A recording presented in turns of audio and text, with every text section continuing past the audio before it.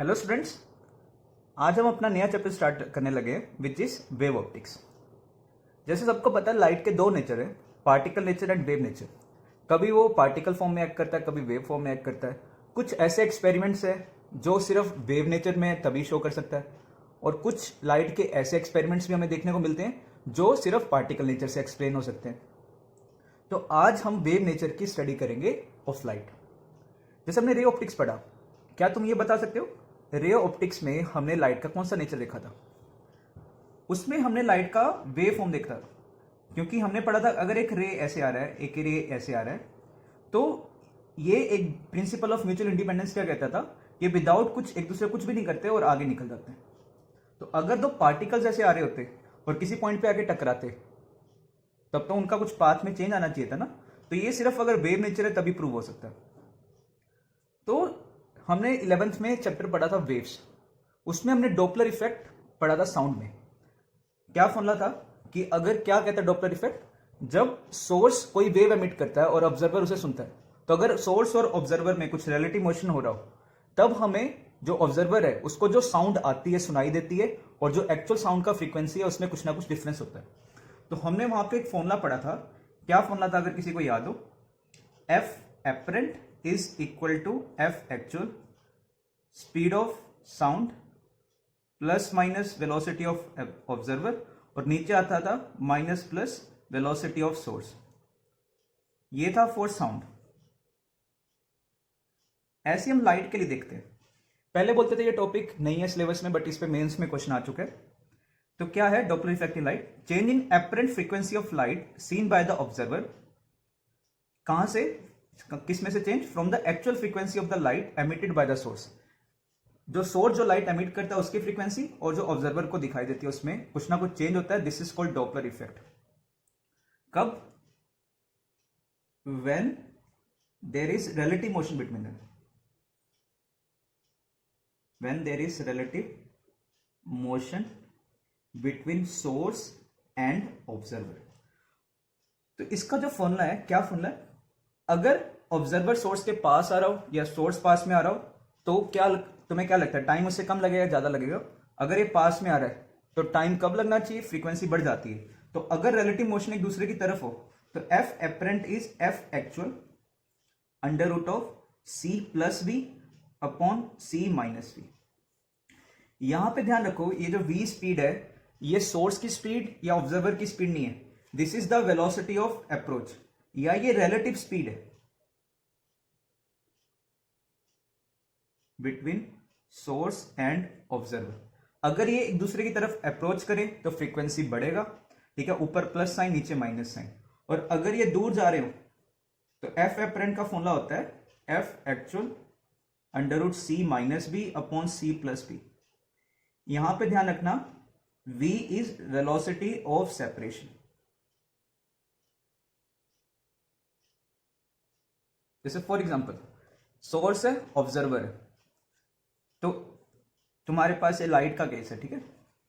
तो what is the actual frequency? मान लो एफ नॉट है। What is the apparent frequency seen by the observer? It is actual frequency c. देखो एक दूसरे की तरफ अप्रोच कर रहे हैं, तो what is relative speed? It is 2v। ये भी अप्रोच करा, ये भी अप्रोच करा, तो रिलेटिव स्पीड बढ़ जाएगा।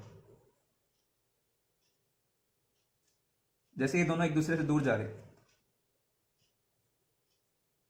What is f apparent? F apparent is F not. दूर जा रहे तो फ्रीक्वेंसी कम होगी। कितने से कम जा रहे? ये भी दूर जा रहे, ये भी दूर जा रहे।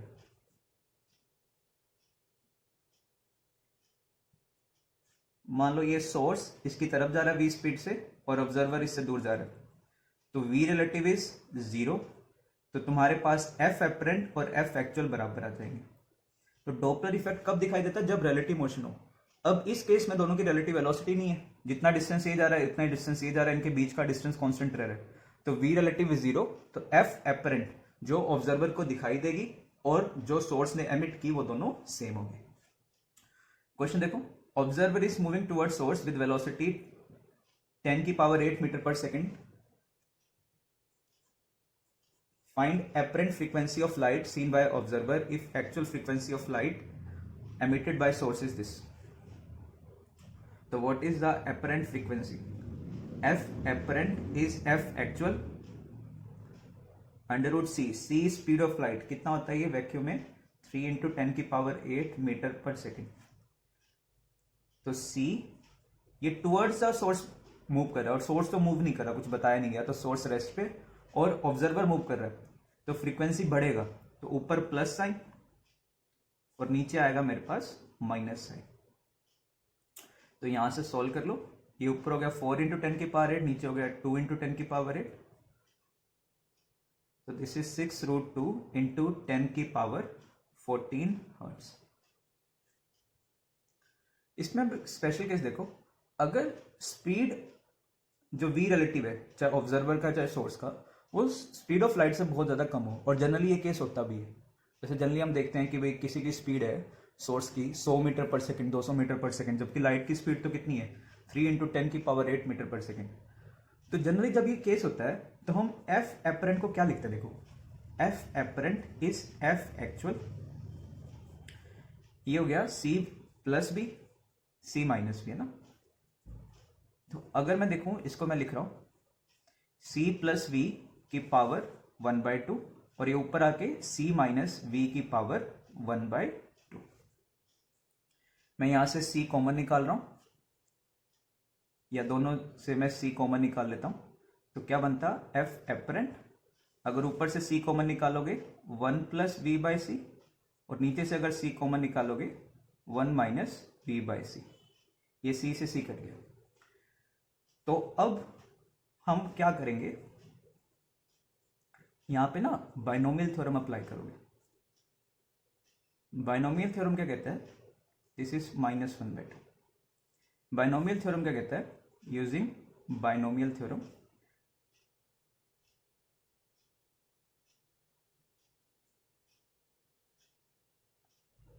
वन प्लस एक्स की पावर n, अगर x 1 से बहुत ज़्यादा छोटा हो तो अप्रोक्सीमेटली इसको लिख देते हैं 1 प्लस एन एक्स।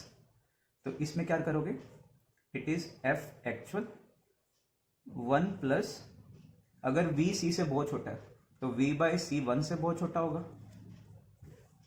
तो 1 प्लस एक्स की power n is equal to 1 plus N into x.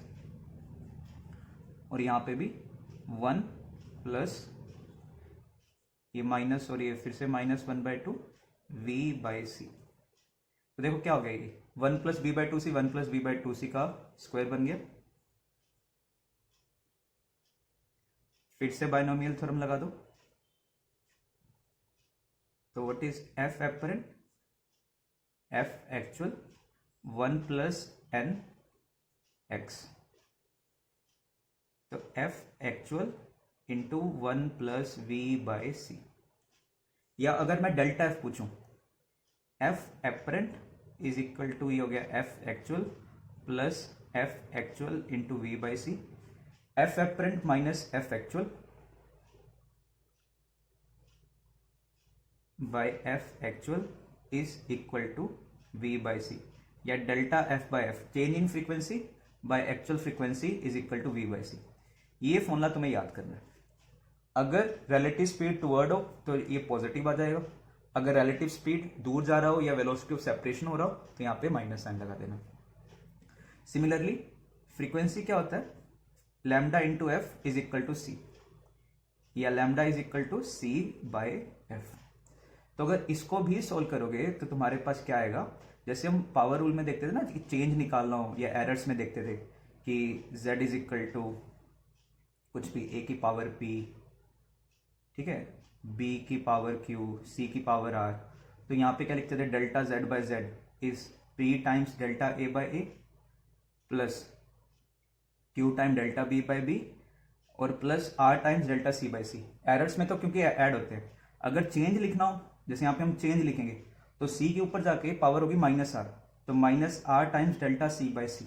ऐसे यहाँ पे लिखो, वेवलेंथ की पावर कितनी है 1, तो 1 times delta lambda by lambda, c की power 1 times delta c by c। Change in c तो कांस्टेंट है तो उसमें चेंज कितना आ जाएगा 0। f की पावर कितना होगा -1, -1 times delta f by f। तो what is delta lambda by lambda it is minus v by c. मैं फिर से ये बोलूंगा, ये माइनस साइन मत याद करो। मैं कैसे याद करना हमें, अगर वो टूवर्ड्स एक दूसरे की तरफ जा रहे तो उससे क्या होगा, फ्रीक्वेंसी बढ़ेगी, वेवलेंथ कम होगी। तो इसका formula delta lambda by lambda भी वी बाय सी के बराबर है।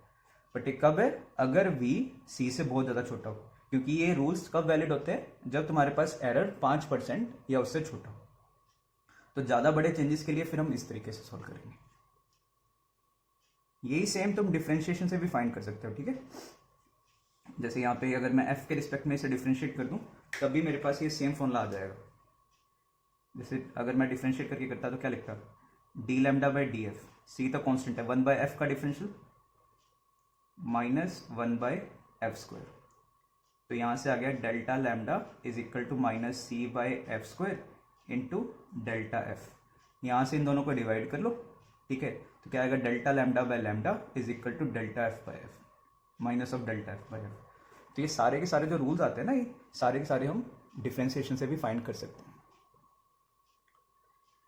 नेक्स्ट, हम सबको पता है कि विजिबल लाइट उसकी वेवलेंथ कहाँ से कहाँ वेरी करती है, फ्रॉम 400 नैनोमीटर टू 700 नैनोमीटर।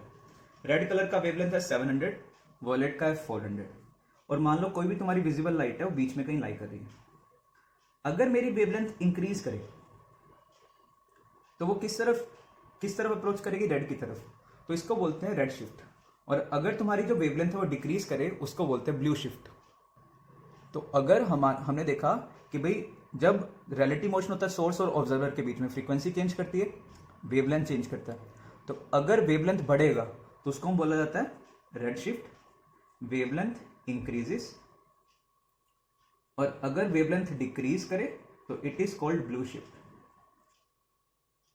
तो जैसे एग्जांपल देखो, with what speed should a star move with respect to us so that beam at wavelength 460 nanometre is observed at 460.8 nanometre. बहुत ना छोटा चेंज है ये, तो मतलब स्पीड काफी कम रही होगी। तो कैसे करना है, डेल्टा लैम्डा निकालो। What is delta lambda, actual ये है ऑब्जर्व इस पे हो रहा है, तो डेल्टा लैम्डा बढ़ रहा है कितना, 0.8। Delta lambda by lambda is v by c. तो माइनस साइन नहीं लगा रहा मैं, ठीक है, माइनस साइन मत लगाना। By what is equal to v by c. तो यहां से सॉल्व कर लो, v का वैल्यू कितना आ गया, 0.8 बाय 460 इंटू सी, 3 इंटू 10 की पावर 8। तो यहां से तुम लोग सॉल्व कर सकते हो, ठीक है, और आंसर फाइंड कर लो v का।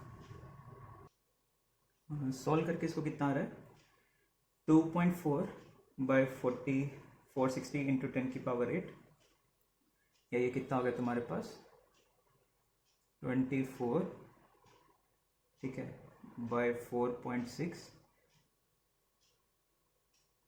इंटू 10 की पावर 5। तो अप्रोक्सीमेटली ये 5 पॉइंट समथिंग आ जाएगा, 5.2 इंटू 10 की पावर 5। तो ये तुम्हारे पास स्पीड आ गया। और सेकेंड पॉइंट, इसमें तुम्हारा वेवलेंथ इंक्रीज कर रहा है, वेवलेंथ इंक्रीज कर रहा है तो फ्रीक्वेंसी डिक्रीज करेगा। तो किस तरफ मूव करना चाहिए, star will be moving away from source या अवे फ्रॉम अस। इसमें ना ध्यान रखना क्या चीज हो क्या रही है, स्टार एक सोर्स है, स्टार से हमारी आंख तक लाइट आ रही है, तुम ऑब्जर्वर हो, स्टार एक सोर्स है और सोर्स दूर जाना चाहिए, ठीक है, तुम तो रेस्ट पे हो एक तरीके से, स्टार हमसे दूर जाना चाहिए, तो उससे फ्रीक्वेंसी कम होगा और वेवलेंथ इंक्रीज करेगा। Next question, a galaxy moving with speed 300 metre per second shows blue shift. Blue shift का क्या मतलब है, ब्लू शिफ्ट का मतलब है कि उसकी क्या हो रही है, वेवलेंथ कम हो रही है, वेवलेंथ कम हो रही है मतलब फ्रीक्वेंसी बड़ी होगी। At what wavelength sodium light will be observe. क्या करना, delta lambda by lambda is equal to v by c. बाद में चेक कर लेंगे कि बड़ा है या कम हुआ है। Delta lambda by lambda, lambda कितना है 489, कितनी स्पीड है 300, सी कितना है 3 इंटू 10 की पावर 8। तो व्हाट इज डेल्टा लैम्डा, ये कितना हो गया 589 अपॉन 10 की पावर 6 या 0.000589। तो this is the change. Blue shift हो रहा है, ब्लू शिफ्ट होने का मतलब लैम्डा क्या हुआ होगा, लैम्डा डिक्रीज हुआ होगा। तो what is the apparent, lambda apparent, it is lambda actual plus या माइनस क्या चीज हो रहा है इसमें, ब्लू शिफ्ट, ब्लू शिफ्ट मतलब लैम्डा कम हो रहा है। तो इट इज 589 माइनस 0.000589। तो यहां से तुम लोग सॉल्व करो, तो ये आ जाएगा तुम्हारे पास 588 पॉइंट, ये कितना आएगा 11499। तो इतना हमें अपीयर होगा। सो ये था हमारे पास डॉपलर इफेक्ट। आगे हम स्टार्ट करते हैं coherent and incoherent sources of light, और अब हम पढ़ेंगे इंटरफेरेंस। सबसे पहले इंटरफेरेंस पढ़ने से पहले वी स्टडी ये क्या है, कोरेंट सोर्सेज क्या होते हैं, इनकोरेंट सोर्सेज क्या होते हैं। जब दो लाइट वेव्स, जैसे एक ये वेव है, एक दूसरा लाइट वेव है, ये ध्यान रखना लाइट तो सीधे पाथ में ही आती है। ये जो मैं शो करता हूं ना, ये साइड में क्या चीज है, ये डिस्प्लेसमेंट होती है वेव की। और लाइट के केस में, लाइट में तो ये चीज देखो, कोई भी जब वेव मूव करता है उसके सराउंडिंग में जो मीडियम है वो डिस्प्लेस होना स्टार्ट हो जाता है। जैसे साउंड वेव है, साउंड ठीक है, मीडियम ऐसे डिस्प्लेस होना स्टार्ट हो जाता है। साउंड कौन सा वेव है, लॉन्गिट्यूडनल, जिस तरह वो जाता है मीडियम उसी डायरेक्शन में डिस्प्लेस होता है। ऐसे जब जैसे मोशन ऑफ रोप या वेव ऑन अ स्ट्रिंग, उसमें क्या होता था, रस्सी के जो पार्टिकल्स से अगर वेव ऐसे जा रहा है उसके परपेंडिकुलर डायरेक्शन में पार्टिकल्स ऑसिलेट करते हैं, तो उसको हम बोलते थे ट्रांसवर्स वेव। लाइट कौन सा वेव है, लाइट में मीडियम तो ऑसिलेट नहीं करता, बट जब ये लाइट ऐसे मूव कर रहा है इसके परपेंडिकुलर डायरेक्शन में electric field and magnetic field oscillate करता है। तो ये जो हम शो कर रहे हैं ना, ये इलेक्ट्रिक फील्ड का एम्पलीट्यूड है, यहाँ पे इलेक्ट्रिक फील्ड लिखता है, यहाँ पे इलेक्ट्रिक फील्ड लिखता है, यहाँ पे इलेक्ट्रिक फील्ड लिखता है। तो इलेक्ट्रिक फील्ड की वैल्यू दिखाते हैं। तो कभी भी कोई जब वेव मूव करती है, लाइट वेव मूव करती है, उसके परपेंडिकुलर डायरेक्शन में, जैसे ये इलेक्ट्रिक फील्ड हो गया और ये मैग्नेटिक फील्ड हो गया, ये ऑसिलेट करते हैं। तो जब मैं ऐसे वेव बनाऊंगा ना, तो ऐसे मत समझना कि लाइट ऐसे चल रहा है, लाइट तो हमेशा स्ट्रेट लाइन में ट्रेवल करता है। ये उसके परपेंडिकुलर डायरेक्शन में electric field and magnetic field हम शो कर रहे हैं। तो जब दो सोर्सेज से लाइट आती है किसी पॉइंट पे, ठीक है, तो रिजल्टेंट उसका कुछ चेंज आता है, दैट इज कॉल्ड इंटरफेरेंस। अब पहले सोर्सेज की बात करते हैं, what are coherent sources, two sources which vibrate in same phase, which vibrate with a constant phase difference between them. जैसे हमने वेव की क्वेश्चन पढ़ी थी, फेज पढ़ा था, मैं इसमें आगे फिर बताता हूँ ये सारी चीजें क्या क्या चीज थी। तो दो सोर्सेज में अगर वो सेम फेज में वाइब्रेट करें, with same phase difference vibrate करें, they are said to be coherent. कुछ पॉइंट्स, जैसे हमने ये वेव का इक्वेशन देखा था, y is equal to a sine omega t minus k x plus 5, इस पूरे को हम बोलते हैं फेज। तो दोनों वेव्स में अगर ये फेज डिफरेंस कांस्टेंट रहता है, तो उस वेव को हम बोलते हैं, या उस सोर्सेज को बोलते हैं coherent sources. Two different independent light sources can never be coherent. ये एक इंपॉर्टेंट पॉइंट है, दो डिफरेंट लाइट सोर्सेज कभी भी कोरेंट नहीं हो सकते। क्या रीजन है उसका, जब लाइट आती है, light comes from a large number of independent atoms, each emitting light for about 1 nanosecond. तो पहला बात, लाइट का ओरिजिनल देखते हैं कि लाइट ओरिजिनेट कैसे होती है। कोई भी इंडिपेंडेंट जो एटम्स है, डिफरेंट एटम्स है, कोई भी एक सोर्स में बहुत लार्ज नंबर ऑफ एटम्स होते हैं, ठीक है, बिलियंस ऑफ एटम्स होते हैं उसमें एक सोर्स में। वो एटम्स एक्साइटेड स्टेट से ग्राउंड स्टेट पे जब आते हैं, तब वो लाइट या कुछ एनर्जी एमिट करता है, ठीक है। अगर वो एनर्जी विजिबल रीजन में हो तो हम उसको बोल देते हैं विजिबल लाइट, नहीं एक्सरेस, ठीक है, अल्ट्रावायलेट रेस। तो वो सिर्फ जो लाइट है या वो एनर्जी है, सिर्फ कितने टाइम के लिए एग्जिस्ट करता है, ओनली अबाउट 1 नैनोसेकेंड।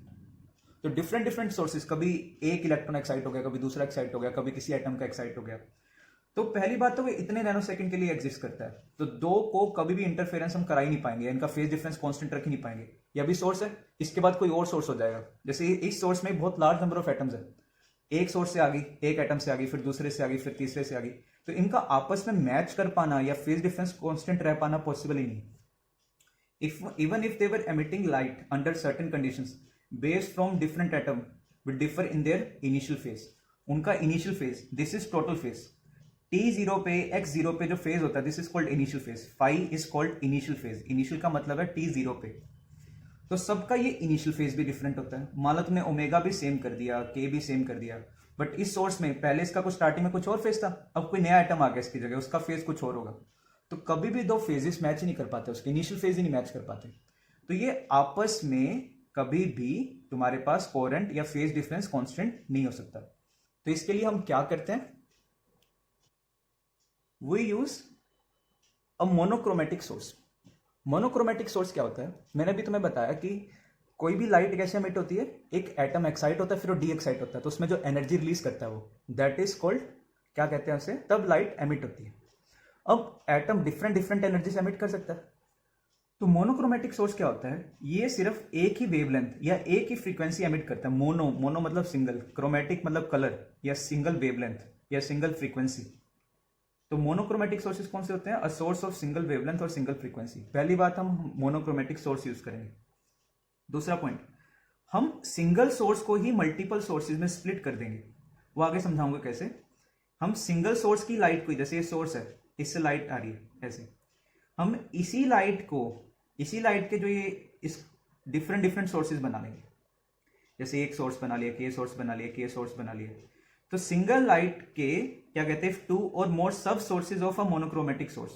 जैसे फॉर एग्जांपल ये सोर्स है, तुमने एक कार्डबोर्ड रख दिया, कार्डबोर्ड में तुमने 2 होल कर दिए, ठीक है, बहुत छोटे से होल करे।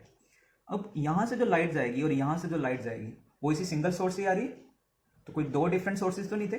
तो this is the single source, और इसी को हमने, जैसे हमारे रूम में हमें लगेगा कि 2 पॉइंट से लाइट आ रही है। जैसे फॉर एग्जाम्पल तुम्हारा रूम है, बाहर से कोई लाइट आ रही है, तुमने दीवार में 2 होल्स कर दिए, तो हमें लगता है ना कि लाइट तो सिर्फ उतने पोर्शन से आ रही है। तो तुम्हें ऐसे लगेगा कि लाइट इन 2 अलग अलग सोर्सेज से आ रही है, बट एक्चुअल में तो लाइट एक ही सोर्स से आ रही होती है। तो सन से लाइट आई, तुमने क्या करा, रूम में मान लो कोई 2 किसी जगह होल था हमारी दीवार में या कुछ शीशा लगा हुआ है, तो डिफरेंट जब तुम्हारे पास डिफरेंट जगह से लाइट आता है, हमें लगता है कि वो हमारे लिए 2 सोर्सेज बन गए, जबकि वो सिंगल सोर्स का ही पार्ट था। तो इफ 2 और मोर सब sources of monochromatic is used, even if phase changes with time, चाहे इसका फेज टाइम के साथ चेंज होता रहे, बट इनका जो फेज डिफरेंस है, क्योंकि इसके लिए भी सेम लाइट जा रही है, इसके लिए सेम लाइट जा रही है, phase difference remains constant, so they will be called coherent sources. ये एक बार के लिए याद कर लो, ठीक है, ज्यादा डिटेल में बता दूंगा, बट इतना कोई काम का नहीं है। मोनोक्रोमेटिक सोर्स क्या होता है, देखो जो हमें काम की चीजें, मोनोक्रोमेटिक सोर्स जिसकी एक वेवलेंथ होती है, एक फ्रीक्वेंसी होती है। 2 सोर्सेज कोहेरेंट कब होते हैं, जब उनके बीच में फेज डिफरेंस, ठीक है, कांस्टेंट रहता है। तो फॉर एग्जांपल जैसे ये देखो, equation of a travelling wave, remember करो हमने 11th में पढ़ा था, y is equal to a sin omega t minus k x plus 5। Omega is angular frequency 2 pi into f, k is angular wave number 2 pi by lambda, omega t minus k x plus 5, it is called total phase, और phi is initial phase at x is equal to 0। Initial का मतलब t0 पे at x is equal to 0 जो phase होता है that is called phi. Omega by K this is या time का coefficient by x का coefficient, this is wave speed, because omega क्या है 2 पाई एफ, के क्या है 2 पाई बाय लैम्डा, तो लैम्डा इंटू एफ बन जाएगा which is called wave speed. तो 2 सोर्सेस, अगर 2 सोर्सेस का ये ओमेगा सेम हो, ठीक है, और ये के भी सेम हो, अगर 2 सोर्सेस सेम मीडियम में है और उनका ओमेगा सेम हो गया, तो क्योंकि सेम मीडियम में वी सेम हो गया, ओमेगा सेम है तो के भी सेम होगा। तो इसका फेज कितना है, this is omega t minus k x, इसका फेज कितना है omega t minus k x plus 5। तो इनका जो फेज डिफरेंस कितना है, तो अगर दोनों का ओमेगा सेम हो तो सेम जो कोहेरेंट सोर्सेज होते हैं उनका एंगुलर फ्रीक्वेंसी क्या होता है, सेम होता है। तो फेज डिफरेंस उनमें क्या रहता है, कांस्टेंट रहता है। तो हम करते क्या है, सिंगल सोर्स को ही 2 अलग अलग सोर्सेज बना लेते हैं ताकि हमारा फेज डिफरेंस कांस्टेंट रहे। अगर तुम 2 डिफरेंट सोर्सेज यूज करोगे, मान लो एक ये सोर्स एक अलग सोर्स, मान लो उनका ओमेगा सेम भी हो गया, बट फाई क्योंकि ये सोर्स अभी है, कुछ टाइम के बाद कोई और एटम आ जाएगा इसकी जगह, इसमें भी तो लाखों एटम है, उनसे लाइट आ रही है, तो कभी एक एटम से आई, फिर दूसरे से आई, कभी दूसरे से आई, तो उनका फेस चेंज करता रहता है। इसी एटम का, इसी सोर्स का ही फेस टाइम के साथ चेंज करता रहेगा। तो इसके साथ फेज डिफरेंस कैसे कांस्टेंट रह सकता है? ठीक है, तो दो कारण बताए थे कि कभी भी दो डिफरेंट सोर्सेज कोरेंट नहीं हो सकते। पहली बात, यहां से जो लाइट आती है वो एक पल्स होती है जो 1 नैनोसेकंड के लिए रहती है, ठीक है, तो वो कभी भी ये कोरेंट नहीं हो सकते। दूसरा, ये फेज डिफरेंस, ये जो फेज डिफरेंस है, यही सोर्स का जो अपने एटम्स है जब चेंज कर रहे हैं, डिफरेंट डिफरेंट एटम से लाइट आ रही है, तो कभी एक एटम से आ गई, कभी दूसरे एटम से आ गई, तो फाई कांस्टेंट नहीं रह सकता, क्योंकि डिफरेंट एटम्स के इनिशियल फेज भी तो डिफरेंट होंगे। तो what is the principle of superposition of waves? जब किसी भी 2 या 3 सोर्सेज से, जैसे this is source 1, source 2, source 3, एक पॉइंट पे आके वेव आती है, ठीक है, इससे कुछ वेव आया, इससे कुछ वेव आया, इससे कुछ वेव आया, इस वेव की वजह से कुछ डिस्प्लेसमेंट था y1, इस वेव की वजह से कुछ डिस्प्लेसमेंट था y2, एंड इस वेव की वजह से कुछ डिस्प्लेसमेंट था y3। तो यहां पे जो रिजल्टेंट डिस्प्लेसमेंट होता है is the vector sum of displacements produced due to individual waves at that instant। इस पॉइंट पे जैसे मान लो तुम्हारे पास इस वेव है, इसका डिस्प्लेसमेंट है यहाँ पे y1, इसका डिस्प्लेसमेंट है y2, इसका डिस्प्लेसमेंट है y3, तो तीनों को ऐड कर दो। अगर डिस्प्लेसमेंट सेम डायरेक्शन में ऐड हो जाएंगे, ऑपोजिट में सब्ट्रैक्ट हो जाएंगे। जैसे for example y1 is a sin omega t minus k x, y2 is a sin omega t minus k x plus 5। तो what is the phase difference between them? 5 constant है।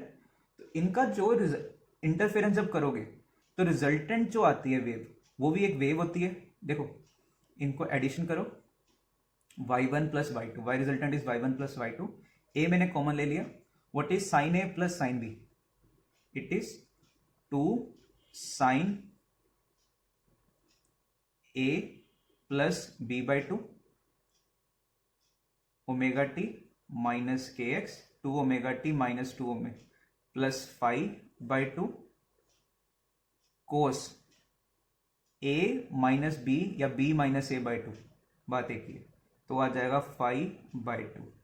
देखो क्या आ गया, तो y resultant is 2a cos 5 by 2 sign omega t minus k x plus 5 by 2, या इसको लिखना हो, this is a resultant sign omega t minus k x plus 5 by 2। तो ए रिजल्टेंट कितना आ गया? It is 2a cos 5 by 2। क्योंकि इनका phase difference constant है, तो ए रिजल्टेंट भी कांस्टेंट रहता है। Amplitude of resultant wave is constant, ठीक है, ये टाइम के साथ चेंज नहीं करेगा, और इसका starting phase, initial phase change हो जाता है। But this is a resultant, हमारे लिए ये इंपॉर्टेंट है, and this is constant and does not very with time. अगर इनकोहेरेंट सोर्सेज होते हैं तो फेज डिफरेंस वेरी करता रहता है, तो a resultant will keep on varying. And हमने पढ़ा था intensity is proportional to amplitude का स्क्वायर, या मान लो I is equal to k times a square. इस वेव का एम्पलीट्यूड ए है, इसका भी एम्पलीट्यूड ए है, तो मान लो इसकी इंटेंसिटी है I नॉट, इसकी भी इंटेंसिटी है I नॉट। रिजल्टेंट वेव की इंटेंसिटी क्या होगी? It is k times a resultant का square. What is a resultant का square? It is 4a square cos square 5 by 2। तो k times a square, this is I nought, तो I resultant is 4I nought cos square 5 by 2। तो resultant यहां पे जो intensity है वो भी वेरी कर जाता है, इसकी वजह से कुछ इंटेंसिटी आया, इसकी वजह से कुछ इंटेंसिटी आया, this is the resultant intensity. किस पे डिपेंड कर रहा है? It depends on the phase difference between the two waves.